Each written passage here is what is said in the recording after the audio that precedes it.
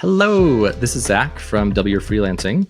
So I've got this course called 200K Freelancer that I've been working on for a bit that I just rolled out some new content for that I thought you might think is pretty nifty. So I figured why not make it into a podcast episode or YouTube video or whatever. And you'll notice here in like 20 minutes, you'll notice me have this realization. So I'm shooting this intro right now after having recorded this video because I was originally just going to make it for course students. And then I was like halfway through and I was like, people in the audience would like this. So hello to you, person in the audience. Maybe you'll like this. So basically, in the 200K Freelancer course, we go through this 15-step roadmap. That's every sequential step a freelancer needs, this is my experience, to get to 200K a year. And a big part of that is the offer. One thing I want to prime your brain with going into this is that the biggest mistake freelancers make with their offer is that they try to flesh out an offer idea, like a service offering idea, too early. They build their niche around the offer. And I believe that is backwards. So just understand going into this that just because you're getting this piece of info, it doesn't mean that I think you should necessarily do this right now. The flow that I have in the scorecard, the roadmap, the 200K Freelancer roadmap, is what I officially recommend. And the flow in there is to first brainstorm an audience to serve. And the way that I choose an audience is primarily based on where you have the most experience. That's the best way to choose a niche. Essentially a niche you have experience in that you can help, that you don't hate. That's kind of the way my scoring algorithm works. And then we go into problems. So what problems do these people have that, if solved, could provide a lot of value to them? And then we go into offer. And that's what today is about. So who am I helping? What am I helping with? And then how do I help? And the how do I help is the offer. The offer's role is merely to solve a problem. And it's really important that you think about it in this way, the niche problem offer way, because if you do it the other way, if you go offer problem niche, which is I think what most of us freelancers do intuitively, you're going to waste a lot of time on what I call premature scaffolding, where you put all this planning into your awesome offer, and then maybe no one actually cares about this thing. Nobody cares about the problem that it solves.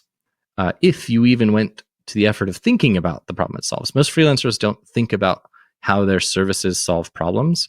They only think about what their services are, the commoditized thing. I'm a web designer. I design websites for whoever wants websites. The problem my web design solves is it makes a website exist. And that's a problematic approach if you want to be a high earning freelancer, because ultimately nobody wakes up one day and says, ooh, I just really fucking want a website. I love having websites made for me. Please, may I find a web designer? Instead, they wake up thinking about a big problem in their business and thinking about how they can solve it. And then they theorize that maybe if their website were better, this problem would go away. And then they hire a web designer. And so it's your job as the web designer to really drill into what that problem is and how you can orient everything in your business around solving it. So I guess something I should show you before we do this offer thing to make sure you're not set up for failure is this little work in progress freelance service offering thermometer thingy. So it's pretty ugly right now. I'm sharing my screen. If you're on the podcast, I'll just read it off. Basically, I laid out all the things freelance services can be used for. And within this thermometer, there are kind of three categories of outcomes, aka things services can be used for. One category is what I would call demonstrable outcome value. Another category is what I would call subjective outcome value. And another category is what I would call commoditized outcome value. Top of the thermometer is all demonstrable outcome value stuff. Low end of the thermometer is subjective. And then the very bottom, technically not even on the thermometer, is commoditized value. So I'm going to explain each. So basically, demonstrable outcome value is where we want to get. And when you can provide an outcome for your clients where you can point to a thing you did, a KPI, key performance indicator that you affected, or revenue that it generated, or money money you saved them, time you saved them, etc., you can anchor your service value to that thing you did. Makes it very easy to like make it a no-brainer to hire you, makes it a no-brainer to see like the return on investment, that kind of thing. We'll get into all those outcomes in a sec. This other category is subjective value, where you are anchored to an outcome. Like you can anchor to an outcome in the subjective value one, but the actual like dollar value of this outcome is not concrete. It's dependent on their own value systems. I think these will all become clear when I read out the things within each, but I'll just lastly give the overview of commoditized value. And commoditized value is when you just say your technical skills. So if you say, I'm a web designer, I'm a copywriter, I'm a developer, whatever, you're just a commodity, and people will compare you and your prices to anyone else who says they are those things. So if you say, I'm a React developer, and someone else says they're a React developer, you are directly being compared to them. So if I say I'm a React developer, I'm $150 an hour, and you can pay me to do React stuff for $150 an hour, and this person says, I'm a React developer for $20 an hour, and you can pay me to do React stuff, then you kind of are at a battle with this, and you have to think of like the LIFE thing that I talk about, likelier, higher impact, faster, easier, which I stole from Alex Hormozy's value equation, in order to differentiate yourself from that person who's 6 times cheaper. And this is why places like Upwork have such race to the bottom prices, because all of these different commoditized freelancers are all in one place with all of their cheap rates side by side. And sometimes the people who are $20 an hour really aren't all that much worse than the people who are $150 an hour. And so it basically, the market adjusts to meet whoever's willing to do reasonable work for the lowest price, which is often not going to be you, at least not if you want to earn good money. So let's talk about the outcomes within each of these categories. So demonstrable outcome value. This is the highest bucket of valued things. An interesting note, actually, I'll say the note in a minute. So the things within the demonstrable outcome value bucket are, number 1, creating more eyeballs. This is something you can do with your services. Examples of services that help to deliver this outcome of creating more eyeballs are SEO, Facebook ads, recruiting affiliates, running cold outreach, like anything where you are getting more eyeballs on a business. I would call this a score of 100 on the thermometer, but it varies. Brennan and I had a little bit of disagreement. Brennan thought score of 100 would be leads into sales. I initially had like traffic at the top. The main thing, like I would frankly say that probably the top 3 outcomes are mostly tied, and it's going to depend sometimes on different markets, but everything within demonstrable outcome value is high value. So it's not about getting your score in here to 100. It's just about getting your score in here somewhere. So top 1, creating more eyeballs. Next one, turning those eyeballs into leads. So an eyeball going from just being an eyeball to being an eyeball who's like contactable. So examples of this would be like conversion rate optimization, getting people's website visitors to join their email list, designing opt-in forms to be a bit better. Cold outreach, I would say, also kind of fits in this, because with cold outreach, you are generating leads at the same time. So turning leads into sales. Things within this category would be like funnel optimization, copywriting for a welcome sequence, copywriting for launches and promos, SaaS onboarding optimization, anything where someone says like, hey, I'm interested in your stuff, to, hey, I've bought your thing. That's the lead to sales transition point. Next, demonstrable outcome value, high value service offering type of thing, is turning sales into more sales. So this could be like copywriting a post-purchase sequence, development of like SaaS user trial and upgrade funnel, like shipping little features into an app that prompt people to try the next tier up for free, creating upsells, things like that, all help to turn sales into more sales. And then final demonstrable outcome value is saving money or time that's currently getting wasted.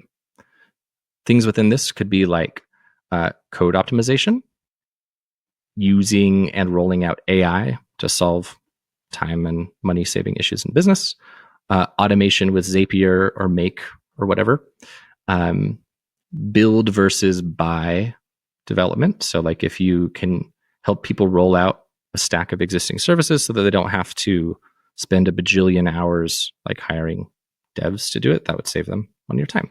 So those are all of the demonstrable outcome values. With all these things, you can like point to what you did and how it affected your key KPI and show how that thing made them more money than they spent on you.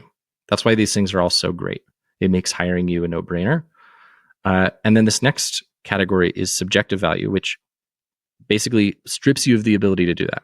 You can point at something, but it becomes really hard to say that thing I'm pointing at actually translated to dollars. Within subjective value, one of them is insurance/protection from pain. I was really on the fence about this one. This one like really straddles the line because it kind of depends. There are a lot of instances where insurance or protection from pain, like keeping somebody compliant, absolutely translates to dollars. It'll kind of, whether or not it's subjective, depend on the risk, like the risk likelihood that they will get caught out for incompliance. Like imagine if, like I have an example here of GDPR compliance. Not being GDPR compliant absolutely has associated costs with it, assuming you get like caught and charged. But everyone who's GDPR incompliant is like running a calculus in their head of like, okay, how much will I have to pay if I get in trouble? And how likely is it that I even will get in trouble? And thereby, is this something I should prioritize solving? And that's why I put it in subjective, because I don't really know of any where it's like a 100% chance that you will absolutely need this like insurance thing. But if you're thinking about your own services and how you help and your situation is a 100% chance, I would put your thing in the top category, the like demonstrable outcome value. Because if you know 50% of the people in a market are doing something really, really wrong, and that of those 50%, 100% of them will be audited by the government or whatever within a year, like no question, literally all of them, then you have a really sexy sales hook, assuming that you can get them to believe you that they absolutely will be audited within a year and that they will have to pay blah, blah, blah amount. If they don't believe you, then it becomes still hard to sell because you have to get them to believe you. But if you're 100% sure, I imagine it's based on some objective thing that you could just point them to.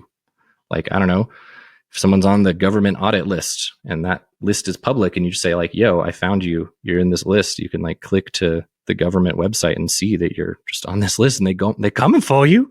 Then it'd be pretty fucking compelling, eh? So anyway, that's that one. Insurance/protection from pain. Examples of this would be like lawyers, accountants, compliance officers, app accessibility, GDPR compliance, email deliverability compliance, taxes, etc.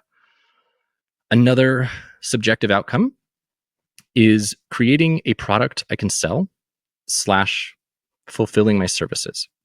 So within this, it's like developing a SaaS MVP for someone, producing a course for them, ghostwriting a book, like subcontracting for somebody so that they can deliver a service to their clients.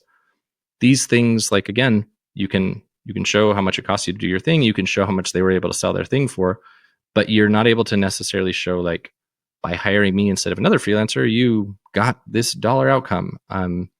And you also struggle because dollar success with all of these things comes down to so much more than the product. Like if you develop a SaaS MVP for somebody and they sell 1 million units of it, like, yeah, they couldn't have sold those units without the MVP, but the MVP alone didn't sell the units. Like their marketing skills and email list and ads and whatever the fuck other things sold those units.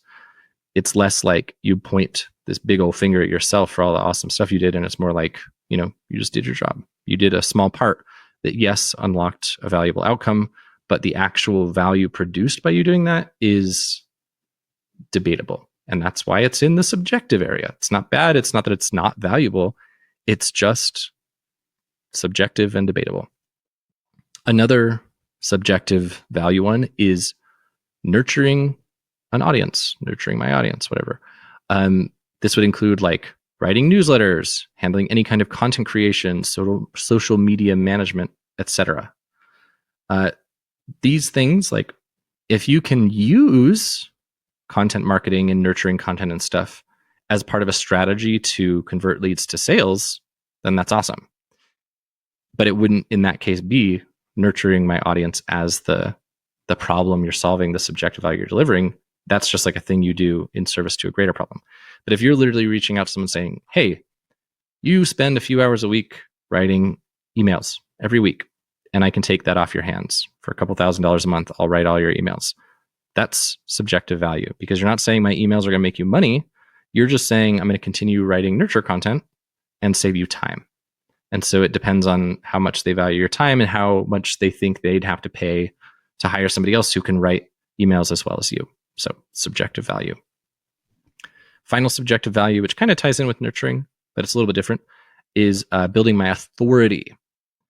So this is less about nurturing an audience, more about becoming authoritative. I wrote down content creation, ghostwriting, etc. But other ones could be like a public speaking coach or something like that. Like something where you're helping somebody become more authoritative. And obviously they hope that by building their authority, they will be able to, like, I don't know, sell more shit or whatever they're trying to do with their authority. But you still will have a tough time drawing the line between how my public speaking coaching made you $1 million extra. Because even if they, they felt confident enough to go book a TED Talk, and that TED Talk drove $1 million, like, how much of that $1 million came down to you? Would they really not have been able to book it without you? Would they really not have gotten anyone to buy if they hadn't done your coach? Like, it's just so subjective. And again, that's why it's in subjective value. These things are not valuable. They're just subjectively valuable. And then finally, the score of 0 is the commoditized value line. So just anything described by technical skills, like I need a copywriter, I need a designer, developer, translator, video editor, whatever. These are all commoditized value things. So this is the overview, and this will give you some really good context before we go into this service offering stuff. One note that I'll now add, I have it called out to myself here. Brendan mentioned something interesting when I was talking to him about this like model for categorizing services and stuff. Brendan, for those of you who don't know him, he's the one who started W Freelancing 1 million years ago. And we partnered up to essentially pass the baton to me because he wasn't really doing anything in the business anymore because he's pulled by other projects. And what he said when looking at all these that I thought was interesting is that he's noticed that a lot of freelancers can be afraid to get into demonstrable value because it reads like a guarantee. And many freelancers are rightly hesitant to guarantee outcomes that they don't feel they can guarantee. I don't want to say like, yo, I'm going to make you $1 million extra bucks thanks to my awesome copywriting, if like my awesome copywriting is only one small piece of the puzzle for the $1 million bucks. Like I could write the best copy in the world, but if you suck at like delivering your service, it's probably not going to make you $1 million extra bucks because you're going to burn your own reputation. And that's something that we're going to talk about today when scoring service offerings. So one of the criteria in this service offering scorecard that we're going to be getting into in a minute is the basically the reliance. I don't remember what I called the criteria. It's like autonomy, I think. It's like KPI autonomy, something like that. Basically, like how reliant are you on the client in order to deliver the outcome on the KPI. So like if you're turning website visitors into email subscribers, like can someone just say like, yep, Zach, go ahead. Here's my login info, do your thing. And you can just do that? Or like, does it rely on them doing certain things well or continuing to do things or whatever. So we'll talk about that in a minute. Just want to give you this overview to give you a little bit of context before we jump in. So all that said, let's jump in. So I put together this scorecard that'll function similarly to how we have for niches. You rate these things and it gives you your score. I just built all that for the offer as well. So if you're an existing beta student, you've already cloned out all the Notion databases, so it'd be kind of hard for you to leverage this, but I'm going to show you how it works if you're a future beta student. So the very first beta I did that started in July, you would have already duped this database. So I don't know if it would be worth reduping it, but it's up to you. You could manually like recreate this stuff. This is kind of the hard thing about doing stuff like cool Notion databases for a beta is that I got to get them polished, and yet a beta is inherently not polished. but nonetheless, I'll show you where it is in case you're seeing the updated version of the database.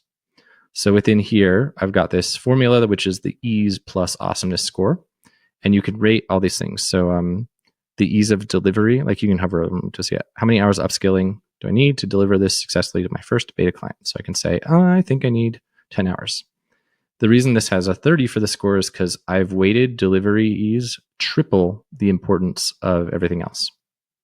Because my opinion, given that we are trying to validate ASAP, if you have some offer that like needs 60 to 100 hours of upskilling before you can even do it for like a cost deferred beta project, doesn't matter how sexy it is, doesn't matter how easy it is to sell. Like you still have to spend 100 hours before you can validate it, or if it's 100 plus hours. So like these need to give you an F because, in my opinion, you shouldn't do these things. I'd much rather see you do something where it's like you're doing this, you're maybe doing something a little bit less sexy, maybe not even the best ROI demonstration, not even the fastest, and maybe you even rely on them a little bit. This score should be better because you can at least get going and get some data ASAP, given that you don't need much upskilling first. So that's why the scoring algorithm is the way that it is. If you are an existing student, like you've already cloned out these databases and you don't want to like mess with all that again, what I would probably recommend, maybe just add a text field that like says easiness score or whatever, or a number field would be even better. And you can manually do the scorecard I'm about to show you and just type it in there. And then you can still rank your databases based on the easiness score, but you don't have to recreate all this crap because I did just spend the past hour and 3 minutes making this. And yes, that's a subtle reminder to always track your time. So the way that the scorecard works is you basically, if you're doing it in Notion, you can just check the boxes and then you'll go through and tally them up. And my nifty diffy ChatGPT scorecard creator thingy that I made gave me this nifty little key. So if these were our scores, we'd say, okay, 30 plus 10 is 40, plus 4 is 44, plus 3 is 47, plus 5 is 52. So then we'd write in 52. We'd see where it is here, which looks like it's a C. We'd write C. Boom. And then if you did create that little number field in your database, you would just copy and paste 52 there. Or you could do it by letter if you wanted to, but if you did it by letter, it might be a little bit more tricky to like actually order them. You could do one for letter, one for number. So that's how this works. I'll quickly go through and just explain the criteria that I have here and why they're here. So basically, one of the most recent changes I made to 200K Freelancer is like just trying to like systematize the teaching process a bit more so that it revolves more around like scorecards and SOPs versus like Zach teaches you a bunch of shit, relies on you to retain it, and then you do it. I want to have it be a bit more like systematic, a bit easier for different learning styles and not reliant on you retaining stuff. And so this scorecard is me kind of backtracking to roll this out retroactively, and I'll be creating more stuff like this. So this is pretty straightforward. So beta client, if you don't know what that is, it's basically just an early client who you're testing a new offer on. You let them know like, hey, I've got broad skills as a developer, but I've never done this exact type of thing for someone before. So I want to make sure it's a no-brainer for you, Mr. Client or Miss Client.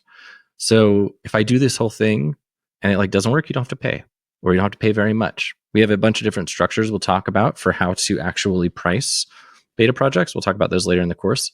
But that's the idea here, is that a beta client is a real client who pays you money, but that has minimized risk if you suck or do a bad job or whatever.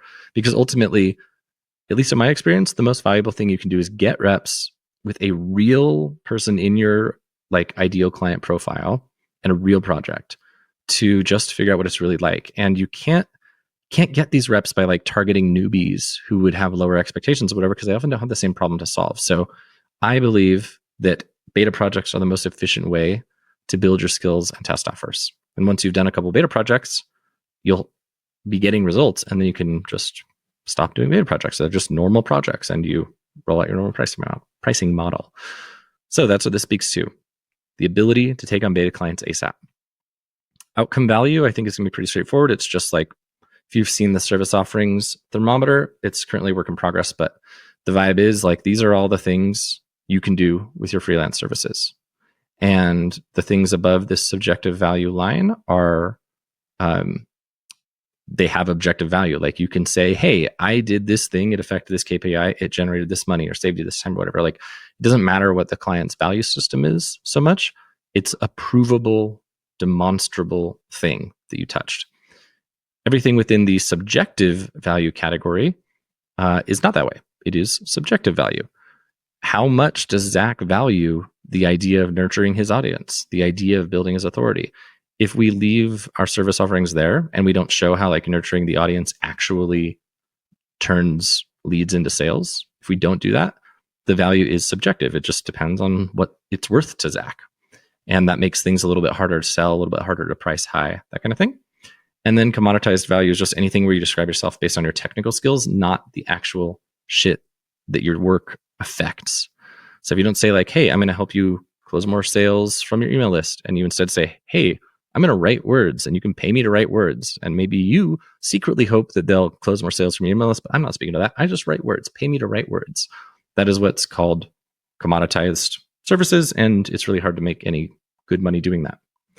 So that's what this one is. So you'll just check whichever outcome this offer is in service to. ROI demonstrability is essentially how easily can you show the ROI, and how clearly can they see the connection between your KPIs and the ROI. So if you are, let's use that copywriter example. So if you are like writing emails for some promotion, in that case, you'd have a really easy time showing the ROI because you can like just show how much revenue came from your emails. That'd be really, really easy. But other times when you're a little bit, quote, further from the money, you attach your work to KPIs instead of the actual dollars. So like, let's say, for example, there's a developer who is trying to reduce churn in a SaaS product by doing like data-driven feature development and optimizing features to have the users like use them for longer. In that case, maybe their KPI is what's the average amount of hours per month or minutes per month or whatever that users spend in this specific part of the app. That would be like your KPI. You're just tracking how much time users are spending using a feature. And maybe the outcome that you're attaching to for that one would be probably repeat sales because you're reducing churn. You want customers to keep buying. So in this case, you could definitely demonstrate the KPI of how long are people spending in the feature. That would be easy for you to track. But the thing that I don't personally know that you would have to noodle on yourself, because I don't really know the SaaS audience so much, is like, would a SaaS founder agree that that KPI will translate to reduce churn? Like, would they intuitively be like, oh yeah, that makes sense. If people spend twice as long using a key feature of the app, means they're getting twice as much value, and thereby that they will be less likely to churn. That makes sense. Or would they be like, I don't know if that really makes sense. And you'd have to like make a case. So that's what this is kind of speaking to, is like high demonstrability is no case needed. You know, you send your emails, you track the sales, it's done. Or you generate the leads, everybody wants leads. So even though you're not affecting sales, like they still see the relationship between leads and sales because everyone sees that. That's what these two are essentially talking about. And then time ROI only is like, you know, maybe I think this one would often pair with something with subjective value. So let's say that you're like writing email newsletters for somebody or writing social media content for them. In these cases, like these probably aren't going to be conversion oriented things. You probably won't be able to actually show a dollar ROI. It's going to be more of that subjective ROI around like building my authority or nurturing my audience kind of thing. And in that case, you probably can't show the dollars unless like if you can find a way to do it, because that would be way better. But supposing you're only sticking to content, probably the ROI is just going to be time. You're just going to be able to say like, yo, instead of you having to spend 4 hours a week creating social media and writing emails, now you get that time back to grow your business and do the work that only you can do. What is 16 hours a month worth to you? If this person values their time at, say, $200 an hour, then to them, 16 hours a month is worth $3,200 a month. And if you are pricing your services at, I don't know, $2,000 a month, then you can like make a case for the ROI. But it's just a bit less sexy than if it's like, you pay me $2,000 and I'll make you $10,000. Like, Don't even need to think about that. But you pay me $2,000 and you get 16 hours. And with those 16 hours, you use them to grow your business. And that generates even more. Like that's just a harder thing because it's not just about their time. It's also about what other people might charge to do the same thing. Because if I pay you $2,000 a month to save me 16 hours, the actual calculus of ROI might be a no-brainer. But if all you're doing is saving me that time from writing stuff, might I be able to pay somebody else who's cheaper than you less money to also save the 16 hours? I don't know. Whereas when there's an ROI involved, there's a little bit less, comparison happening, because if Zach makes you more money than you pay Zach, and the implication subtly is that Zach is better at his job than other people who do the same thing, then the kind of intuitive conclusion is that somebody who's cheaper might not actually make you as much money. Whereas if something that's a time ROI is involved, there is absolutely a case to be made like on the same train of thought, but it would rely on like polished onboarding or polished interview processes, whatever, because you essentially have to say, I will save you even more hours than some other writer would, which would ultimately come down to things like, you don't have to review my writing so much. You don't have to do so many revisions. You don't have to spend time thinking of ideas. I extract them from you efficiently in just 20 minutes. Like you'd have to lean so hard into the ease and the time. And usually the way that you save clients time is with a lot of like scaffolded out processes. But you don't get to create those processes until you've validated the offer, gotten a lot of clients, practiced a few times, gotten in reps, honed things, etc. So it just doesn't pair well with rapid iteration. It's perfectly viable, but it doesn't pair well. And that's why it gets such a low score. And then if you can't show an ROI in terms of time or dollars, pretty straightforward. That's why it's a 0. So I think this one's somewhat clear, but I guess I'll give a little bit of an overview. What's the amount of time before you can get them an ROI? So the reason I have this little bit, even if it's not the huge results, I'm thinking about things like, let's say SEO. SEO is a great example of this because SEO can have a really, really high ROI long-term, but it's not like, you do your thing and they get a bajillion leads from Google in a week. Like it takes time to start to steamroll and stuff, or snowball. And that's what this is kind of speaking to. Like the longer somebody has to wait and trust that it was worth the money, the less stoked they're going to be. So technically, like suppose you were an SEO who didn't charge any retainer, you didn't charge any upfront, and you only charged performance base. Technically, their time to ROI might be the highest score possible because they never paid you anything. But I would say if you were doing something like that, I would still probably dock it a bit, because if it's like, okay, they never paid me anything, but I can't get them any results at all for a couple of months, any results that even got them a little bit excited or helped them see momentum, I would dock that a few points. But at the same time, suppose you're charging somebody a couple grand a month for your SEO thing, and by the time they're like 2 months in, they've gotten enough leads that they should like from this new amount of leads be on track to get $4,000 in revenue. In that case, your time to ROI, even though you haven't like made the crazy result yet, your time to ROI was still just a couple months. And I want to peel back one onion layer on this. So with something that aggregates, like SEO, we don't want a software update right now. With something that aggregates, like SEO, you got to remember that the ROI is in the long term for them. So, and this applies to like conversion rate optimization in most contexts. If you provide somebody with, let's say, a 15% or 20, let's do 20 because it's usually easier math, 20% bump to the conversions, that would be a really good impact for the right ICP, for the right ideal client profile. It would be a really good impact. But the actual time to get an ROI, like you put in all your work on the front end to give that 20%. But that 20% now exists. It's like layered on top of all of their traffic or whatever your 20% bumps. It's layered on that forever. And obviously things change. Like in the case of SEO, maybe, I don't know much about SEO. I don't know anything about SEO, but maybe in the case of SEO, in order for your early work to like continue to give that 20% bump, maybe there's stuff they have to do. Like maybe they have to keep blogging consistently. Maybe you have to come update stuff when Google changes their search algorithms, whatever. I don't know. Or in the case of me doing like conversion rate optimization for lead generation forms, maybe, I mean, honestly, with CRO for lead gen stuff, like it's lasts a long time, like 3 years kind of thing. If I do some work, I could just leave it there and it'll produce results for years and years, because the only thing that'll change the percentage bump is if like market tastes change or their lead avatars change. And that just doesn't, like, that's a slow moving thing. But of course, other places would be quicker to change. I can't think of any off the top of my head that would be like a fast changing CRO thing. Maybe something like on an ads funnel, and the ads are still getting the audience dialed in. So maybe something that worked for one audience won't work for another, and those audiences are changing so rapidly, something like that.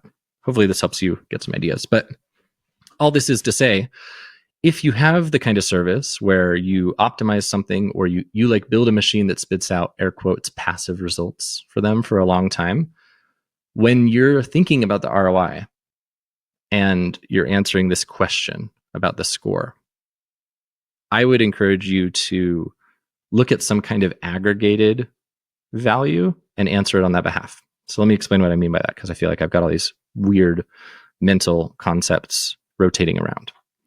So I'm going to show you an example.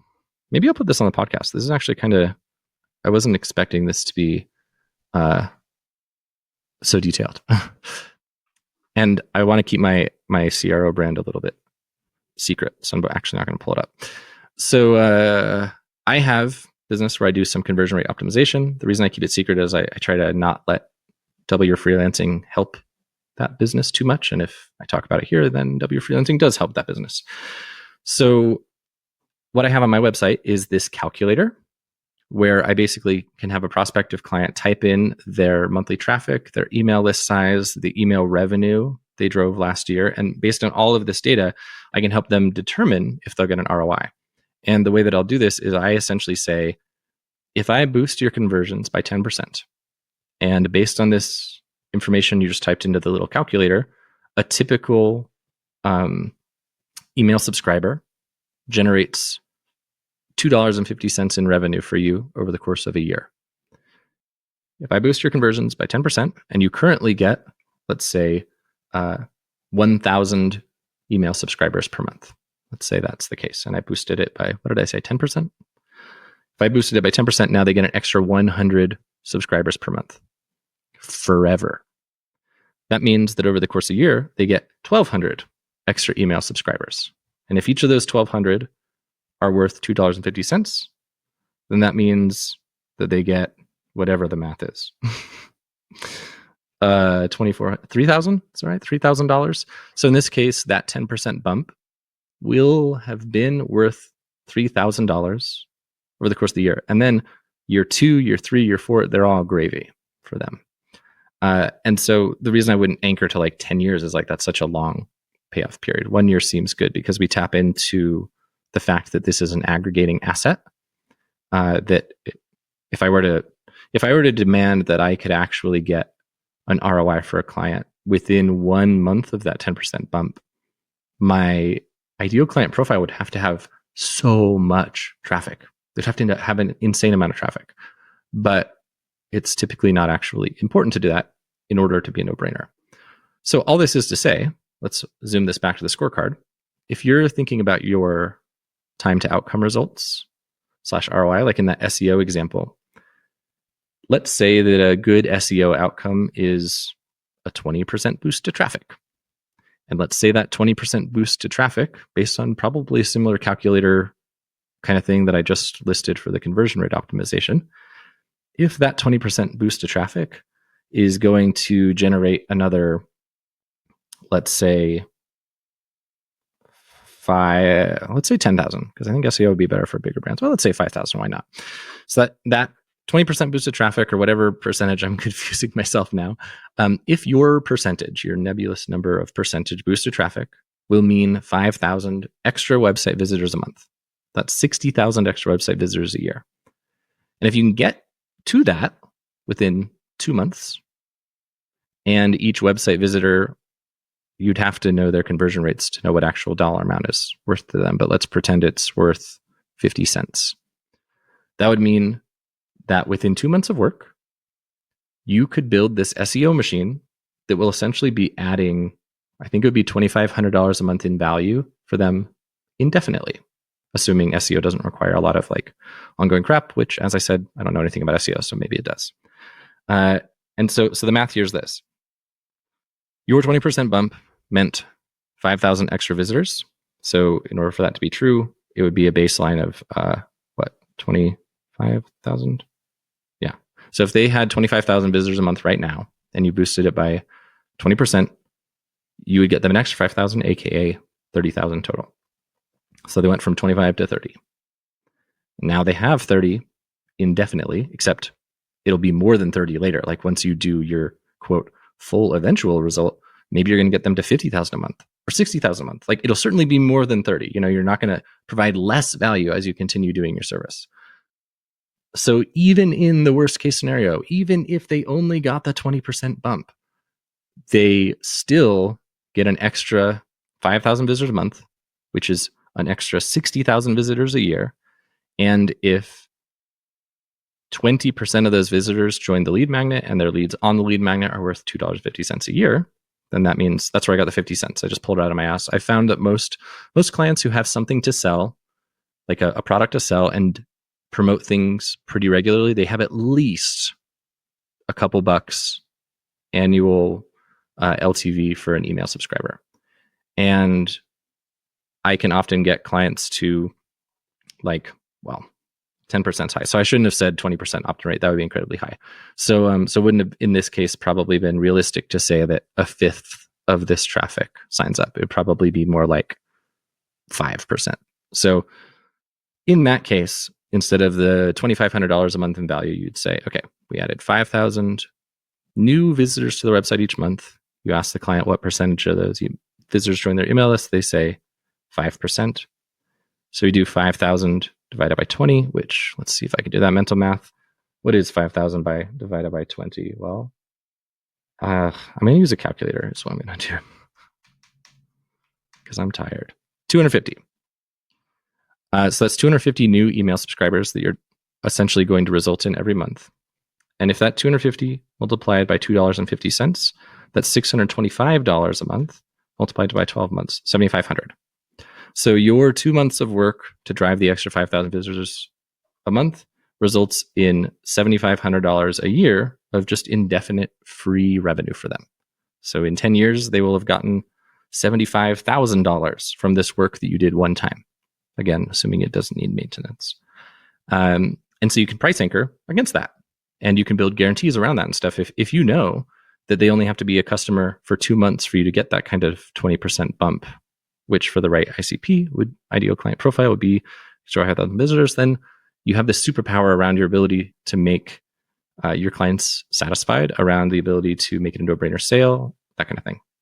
So this one's kind of heady. I don't know if this is good on a podcast if you're following me. Sorry if it's confusing. But let's bring it all back to this score. So with all that stuff in mind, what I want to know is, in this example where you're giving that 20% bump, how long does it take to get that? Can you, with your SEO, get an ROI-able bump within 30 days? Can't. So in this case, let's say, so we said $7,500 a year, and let's say that you charge $2,000 a month. If within a month, so one $2,000 payment, you can get them, like, let's say a 10% bump, which would come out to $3,750 a year. Then that means they paid $2,000 to get $3,750 in a year, which means that their actual payoff period for this $2,000 is about 6-ish months, because $3,750 divided by 2-ish is 2,000-ish. So it's not a super fast payoff period. So it wouldn't be a super no-brainer purchase for them. But that's just an early win. And in most SEO people's cases, I imagine they're not just getting a 10 or 20% bump, and they're getting like 50, 100, 200, 300, like big impacts. I don't know. But that's what this is getting at, is like how long to drive enough of a result for the client to feel like they got an ROI. If you can do it in less than 30 days, you get a 10. 30 to 60 is a 6, 60 to 90 is a 3, over 90 is a 0. And if it is that you can't drive a result over 90, like this doesn't mean it's a bad offer or that you shouldn't do it. It just means, no one wants to wait 90 days to get their ROI. And so it deserves a lower score in this category, but that doesn't mean you shouldn't do it necessarily. Final criteria, KPI result autonomy. So how much do you rely on the client's actions in order to successfully either deliver a business result directly or deliver your KPI that is kind of tied to a business result? So what I mean by that is, like earlier when we were talking about ROI demonstrability, and we were talking about like if the client will intuitively agree with your connection between KPIs and ROI, this is kind of essentially this KPI result autonomy criteria is like for touching that KPI. So if you're, let's do the complicated one. So the SaaS one, if you're the developer who your KPI is, I'm going to get users to use this feature in the app for longer. That's the KPI that you're tracking. In that case, how much do you rely on the client in order to successfully impact that KPI? In the case of this developer one, it's kind of hard to say. I could see high autonomy for the right clients and then maybe other ones lower. So like an example of something that might sabotage your ability to drive the result would be like, what if, I don't know, what if they cut that feature from the app? What if they have a department in the app that's like aggressively cutting features and there's a high likelihood this one could get cut? Then in that case, you could implement all these cool optimizations and tracking features, but then they kill the feature entirely, and now all your work is just useless. That one probably wouldn't happen so much. I'm trying to think of what a good one would be with the dev. But maybe they have like a QA process for the code and like really, really tight restrictions on external libraries. And maybe there's like no way for you to actually optimize this thing or track the impact without external libraries. And so there's a chance that your code, even though it would have worked, never actually got deployed or something like that. Or like, let's say that you're a copywriter, and in order for you to optimize somebody's like landing page who's running paid ads, they need to keep sending paid ad traffic to that landing page. That one would have maybe either low autonomy or some autonomy, because if they were to ever stop their paid ads, then it doesn't matter how awesome your optimizations were. They're not going to deliver value anymore because no traffic is getting sent to the page. Same deal if you like optimize creatives for people's ads or whatever. So that's what this autonomy is basically getting at, is like, how much do you actually get to control the business outcome? And we want to be careful to not think too much about the big business outcome. So in the case of like the developer optimizing the app feature, like they didn't hire you because they want an optimized app feature. They hired you because they want a lower churn. And there's so many things that affect lower churn. Like suppose you optimize this feature and it's awesome, and this feature does have a positive impact, but suppose alongside it, they raise their prices.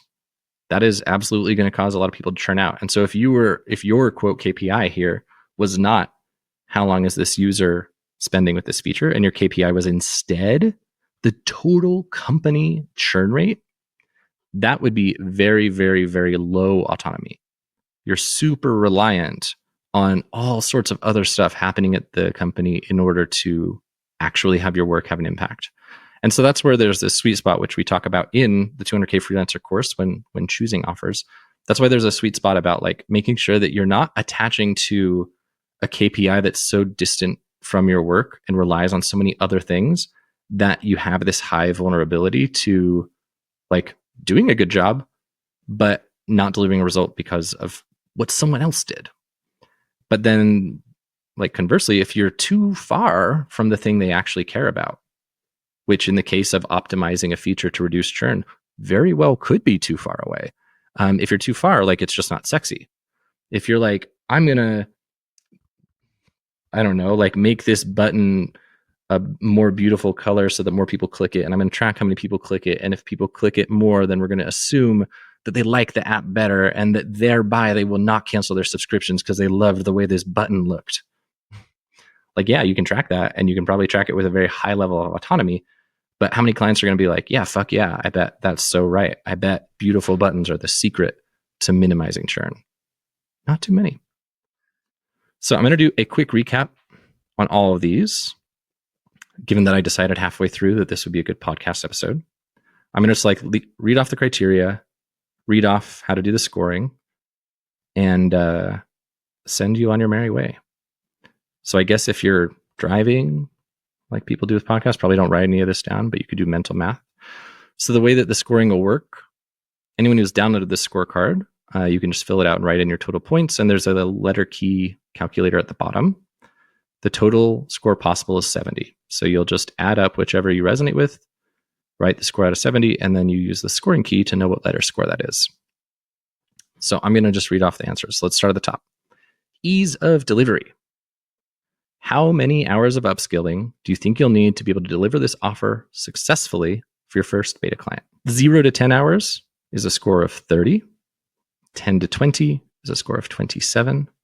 20 to 40 hours, score of 21. 40 to 60 hours, score of 18. 60 to 100 hours, score of 3. 100 plus hours, score of 0. So whichever of those resonates, if you're using the PDF, check it off. If you're using the database, click the little answer thingy. And if you're driving in the car, just remember the number. Outcome value. Which of the high value service offerings from the Freelance offering value thermometer thingy that Zach is still working on does it deliver? Leads to sales, like converting leads to sales, is a score of 10. Generating traffic is a score of 10. Turning traffic into leads is a score of 10. Repeat sales is a score of 8. Expense reduction is a score of 8. Something with subjective value is a score of 4. Something commoditized is a score of 0. ROI demonstrability. For the right client who meets my ideal client profile qualifying criteria, which we lay out in 200K Freelancer in roadmap step 4. So if you're here in the course and you're going through it for the first time and you're just doing the offer stuff, don't worry. We're going to talk about ICP in a minute. For everyone else who's not in there, you can just join the course. But yeah, so for the right client who meets my ICP qualifying criteria, I can point to my impact on KPIs and draw a clear line between those KPIs and a dollar return on investment for them. So score of 10 would be high demonstrability. I can easily show the ROI, and they'll intuitively agree with the connection between my KPIs and the ROI that they really want. Score of 6 is what I'd call meh demonstrability. I can show the ROI, but the relationship between my KPIs and the ROI might not really be intuitive. I'll have to explain the logic behind it. Score of 4 is time ROI only. I can only show an ROI on the time I save them per week from their schedule, and the financial ROI would have to be like extrapolated from that, like I was talking about earlier. Score of 0 would be low ROI demonstrability. It would be very, very difficult to show any kind of an ROI, either in terms of time or money. Next criteria is time to outcome results / ROI. After you start working on this sort of project, how long until you deliver enough of the result that you can get an ROI or show an ROI for the client, even if it's not the full huge result yet, but still shows something ROI positive? Score of 10 is less than 30 days. Score of 6 is 30 to 60 days. Score of 3 is 60 to 90 days. Score of 0 is over 90 days. And then final criteria is the KPI result autonomy. How much do you rely on the client's actions in order to successfully deliver a business result? And remember, we're often targeting KPIs that are like lead measures of that true, sexy underlying result, because everyone ultimately wants more money. But if you're doing something like traffic to leads as your KPI, like you're not going to use revenue as a KPI. You're going to use the percentage of traffic that becomes leads, and you're going to trust their ability to connect like an increase in leads to an increase in dollars. Like it relies on them believing that there's a relationship there. And that's what the previous scoring criteria was speaking to. So when answering this KPI result autonomy question, what you'd be asking yourself is not how much do I rely on the client in order to make them more money via more leads? No. Instead, you're going to ask them yourself, how much do I rely on them in order to successfully affect my traffic to leads KPI? Like, how much do I rely on them to do the thing I do? 10, score of 10 is high autonomy. You can deliver your KPI results and the ROI on it, ideally, without relying much on them. I think I'm going to change this, actually. I'm not going to speak to ROI. I'm just going to say my KPI result. Just say that I did it. Some autonomy, score of 5. So that one, high autonomy, score 10. Next one is score of 5, some autonomy. And this one, it's just kind of a middle ground, which could be defined in a lot of different ways. One example, how I might define it, is like maybe they need to keep doing things they're currently doing in order for my stuff to work. So if you're doing ad creatives and they stop running ads, you're kind of screwed. Like if you're optimizing their ad creatives, like you got to have ads to optimize. If you are an SEO and they need to keep posting blog posts every week, if they stop and that ruins all of your results like that, I don't even know if that would count as some autonomy. That might even be low autonomy. I'm not sure. You'd have to decide for yourself. But yeah, like I think a good rule of thumb here for the sum score versus high/low is like, do they need to keep doing things they're currently doing and have been doing for a while? Like, how likely do I think it is they'll stop doing this? If these guys have been posting a new blog post every single week without fail for 3 years, and you're like literally defining your ICP based on that, then probably you can be pretty confident that that risk factor is low. Whereas if your ICP is someone who just started blogging and they're like trying blogging, then there would be a much higher chance that they would stop doing that thing. Same deal with ads, same deal with whatever. And then final score here would be a score of 0 for low autonomy, which would be in order to deliver my KPI results, I'm heavily reliant on them doing a good job at multiple different things that I could absolutely see them potentially not doing a good job of sometimes. So this would be the dev churn example. Like if you're a developer and your KPI is lowering churn and you're only touching some tiny thing and there's so much other crap they could do to damage their churn, that would be a score of 0. So tally everything up and ask yourself, I guess, what the score is out of 70. If it's 63 to 70, you got an A. If it's 56 to 62, you got a B. If it's 49 to 55, you got a C. 42 to 48, you got a D. And less than 42, so less than or equal to 41, aka less than 42. So 41 or worse, that's how we word it. You got an F. And this score, I'm calling it the like offer ease plus awesomeness score. So this score is very, very, very, very heavily weighted towards that minimal upskilling runway, because that's how you validate things ASAP. IMO, it's not that valuable to think of valuable offers, because like I can think of all sorts of valuable offers that I'm not at all equipped to deliver. And if I sell something that I'm not at all equipped to deliver, I'm going to have one of those oh shit moments where I realize like, holy fuck, I have no fucking clue how I'm going to do this thing I said I would do. And that's not very useful.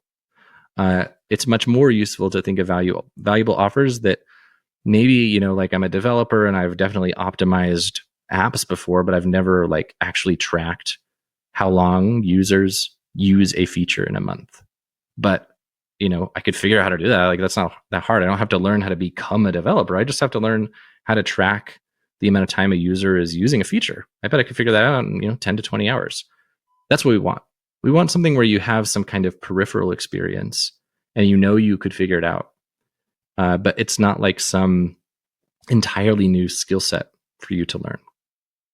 If you do this exercise and you're in the 200K Freelancer course and you go through all the offer ideation steps and ChatGPT prompts and you find that you come up short, then that's where you start to experiment. Maybe you do go for a subjective value thing that you can deliver faster.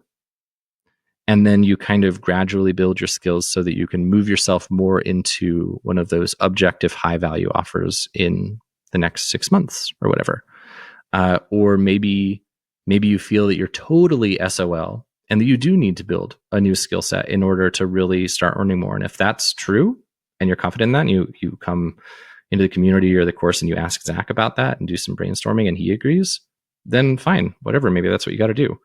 If you're doing uber commoditized work right now, it may be that that's your only choice. But I think most of us can find a way to benefit from our quote Venn diagram of skills and experience to find that sweet spot where it's like it leverages a lot of stuff we've done before, but we need to learn a little bit more to provide this really big business outcome. And if that's what you can find, then I think you're in good shape. I think very few people, unless like copywriters are probably the exception, because copywriters are naturally closer to the money than like designers, developers, etc. But for everyone but copywriters, it's probably not going to be the case that you already have a whole lot of experience touching one of those high value business outcomes, and you're going to have to do some kind of upskilling. So we just want to optimize for all these. So I hope you found this helpful. Fill out the scorecard PDF or Notion document and score these. If you're in 200K Freelancer, we will have a step coming up soon in the course once you finish all the phase 1 exercises where I'm going to have you actually submit this to me. So you're going to submit your offer hypothesis choice that you're going to roll with to validate. And I'd like to see your scorecard, because what I'm going to do is look at your scorecard, look at the offer, and make sure that I agree that this is a smart one for you to consider. And I'll have you share the other ones you're considering in your Notion, just to make sure that you don't invest a lot of time going down some road that seems inefficient. So we'll do that after the ideal client profile module. So that's the next module. We'll clear up all the ICP criteria, like who stands to get the ROI from this offer. Then I'll have you submit the stuff, and then we will move into the really exciting stage, which is the lead gen stage. So we can start getting your first interested leads, validate the offers, validate the problems, and get your first clients booked. So exciting stuff coming up. See you there. For anyone on the podcast at the time of recording, I'm right now just in a private beta for the 200K Freelancer course, but I'll be opening the doors soon for the first public beta for it. I'm going to keep it really, really, really low volume. Like I think I'm going to only let 20 people in, because with me tweaking it to have these like really high touch checkpoints where I'm reviewing students' work and stuff, I think my like time per student is maybe going to be like an hour and a half over the course of the course, because each review takes me about 10 minutes and probably going to have like 6 or 8 checkpoints. So I don't want to get overloaded, but I also want to give that high level of support and not have the cohorts feel like, you know, you're just one drop in this gigantic bucket.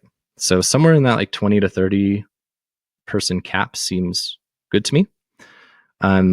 No idea if it'll sell out in a second or if it'll like be a flop, because it's the first time we're promoting it. But the end result here is that I'm basically walking you through the 15-step 200K Freelancer roadmap, which I guess I'll just pull up on my screen for those on video.